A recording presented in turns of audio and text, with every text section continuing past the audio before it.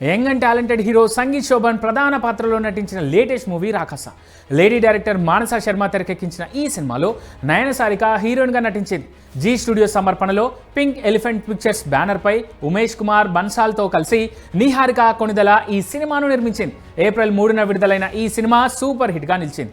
దీనికి తోడు నిహారికతో పాటు చిత్ర బృందం పెద్ద ఎత్తున ప్రమోషన్లు చేయడంతో ఈ మూవీ బాక్సాఫీస్ దగ్గర మంచి వసూలనైతే రాబట్టింది.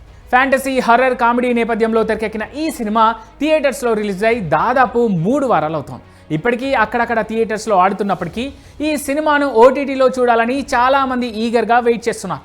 ఈ నేపథ్యంలోనే త్వరలోనే వీరి కోరిక నెరవేరనుంది. ఈ మూవీ ఓటీటీపై ఓ న్యూస్ వైరల్ అవుతోంది. రాకాస సినిమా డిజిటల్ స్ట్రీమింగ్ హక్కులను ప్రముఖ ఓటీటీ సంస్థ నెట్ఫ్లిక్స్ సొంతం చేసుకుంది.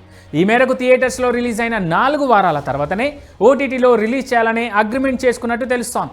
దీని ప్రకారం రాకాస మూవీ ఏప్రిల్ చివరి వారంలో లేదా మే 2వ వారంలో ఓటీటీలో విడుదలయ్యే అవకాశం కనిపిస్తోంది. దీనిపై త్వరలోనే నెట్ఫ్లిక్స్ ఫుల్ క్లారిటీ ఇచ్చే అవకాశం ఉంది.